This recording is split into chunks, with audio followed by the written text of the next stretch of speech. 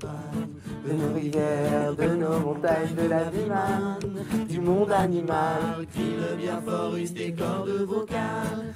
Pas de boulot, pas de diplôme. Et oui, on a la Starac ici, vous ne saviez pas. On va pas trop chanter, il va déjà pleuvoir cet après-midi, on va éviter d'en rajouter.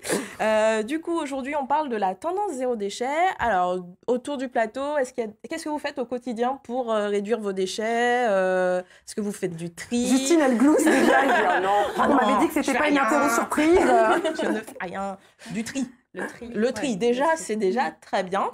Mais il y a des choses qu'on peut faire en plus. Par exemple, fabriquer certains produits qu'on utilise au quotidien pour réduire ces déchets, puisque la protection de l'environnement est quelque chose qui devient de plus en plus important.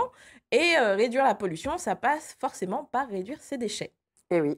Et du coup, l'avantage de fabriquer certains produits, c'est que non seulement on pourra les réutiliser en général, mais en plus, ça nous fera faire des économies. Plutôt que de racheter tout le temps les mêmes trucs, on aura à disposition des choses déjà toutes prêtes. Par exemple, vous pourrez dire adieu aux films plastique et au papier alu pour recouvrir vos saladiers, puisque vous pourrez fabriquer vous-même. Merde, je vais dire une blague. La blague, c'est parti, Myrlène. Allez, hop. Vous pourrez fabriquer vous-même des couvercles. Allez, avec du tissu. Laquelle? La plus courte. La plus courte. Quel est le con pour un médecin? Je sais pas. Soigner son écriture. Voilà. Merci Myrlène. Ça c'est fait. Du coup, vous pourrez fabriquer vos couvercles alimentaires pour recouvrir vos saladiers avec du tissu et un élastique. En fait, vous prenez un bol tout simplement, vous coupez un cercle de tissu un peu plus grand que votre bol et vous cousez en fait un élastique pour resserrer. Pour faire,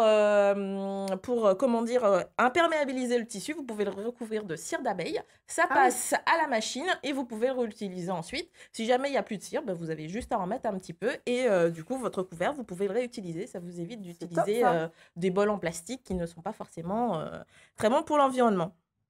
Ensuite, pour essuyer votre table, le plateau, par exemple, cirer votre joli plan de travail, vous pourrez fabriquer vous-même vos essuie-tout. Du coup, moi, je vous ai ramené ce que j'ai fabriqué et que j'ai chez moi. En fait, c'est un peu le même principe que ce qu'on voit à l'image. C'est tout simplement du tissu éponge avec un tissu à motif que j'ai cousu. Et en fait, j'utilise ça au quotidien pour remplacer l'essuie-tout en papier qu'on jette. Et ça après, vous a pris combien de temps pour le faire, ça? C'est des carrés en tissu. Moi, je passe mon après-midi, je coupe tous mes carrés de la même taille et je passe mon après-midi et j'en ai fait une dizaine comme ça. Plus les petites lingettes démaquillantes. Et une fois que c'est sale, je passe à la machine, je les lave et je les réutilise. Tout simplement.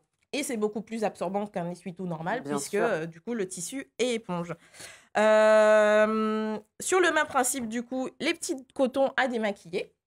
Moi, je suis une grosse flemmarde le soir quand je rentre chez moi. Et combien de fois je me suis couchée en gardant mon maquillage, ce qui n'est pas du tout bon pour la peau. Et du coup, l'avantage du tissu éponge, c'est que c'est absorbant, ça désincruste plus facilement et plus efficacement qu'un simple coton que vous allez acheter et que vous allez jeter. Et c'est pareil, vous allez pouvoir le laver et le réutiliser ensuite. C'est ce qu'elles utilisent, les maquilleuses ici aussi. Et c'est vachement pratique. C'est vrai. Moi, je fais deux comme ça et je peux aller me coucher. Et ça me fait penser aussi pour les bébés. Exactement. On peut fabriquer jeter des lingettes. On peut utiliser ça. Vous pouvez même utiliser en fait le principe sur le même principe. Vous mettez dans un bocal en fait. Et vous pouvez mettre une petite lotion en fait, puisque vu que les lingettes normalement sont imbibées, vous pouvez fabriquer votre petite lotion avec des produits bio et sains. Et vous avez vos petites lingettes imbibées. Comme à l'accoutumée, vous avez plein de petites choses. Oui, par exemple, si vous souhaitez... généralement, ce qui pollue beaucoup, ce sont les emballages des produits qu'on achète. Du coup, maintenant, avec la tendance zéro déchet, on a pas mal de boutiques maintenant qui vendent des aliments en vrac, des aliments secs notamment.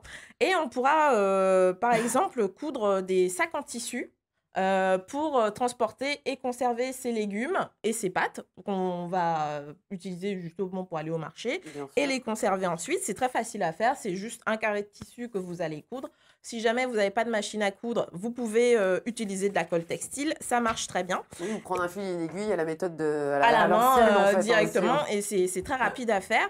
Et puis sinon, vous pouvez aussi vous fabriquer des petits bocaux que vous allez utiliser, puisque dans les magasins comme Au Bocal, par exemple, qu'on trouve dans le centre-ville de Nantes, On va pouvoir personnaliser nos petits bocaux comme ça. C'est très facile. Soit vous y allez directement Alors, à la main. montrez-nous bien avec la caméra. Soit vous y allez directement à la main, soit vous utilisez en fait un petit papier que vous imprimez avec une belle écriture. Moi, c'est ce que j'ai fait. J'ai imprimé sur du papier la police que je voulais, comme une écriture manuscrite. J'ai mis le papier ensuite à l'intérieur et j'ai utilisé un stylo pour la porcelaine qui, une fois sèche, peut passer à la machine. Et du coup, vous pouvez dessiner comme ça avec, pour conserver votre riz, votre petite farine de sarrasin pour faire vos crêpes, les amandes. Et voilà, c'est très facile à faire et c'est très rapide. Et puis du coup, ça vous évite d'avoir des paquets, du carton en plus chez vous qui va De polluer. produire plus de déchets. Merci beaucoup, Exactement. Myrlène, pour cette chronique fort intéressante.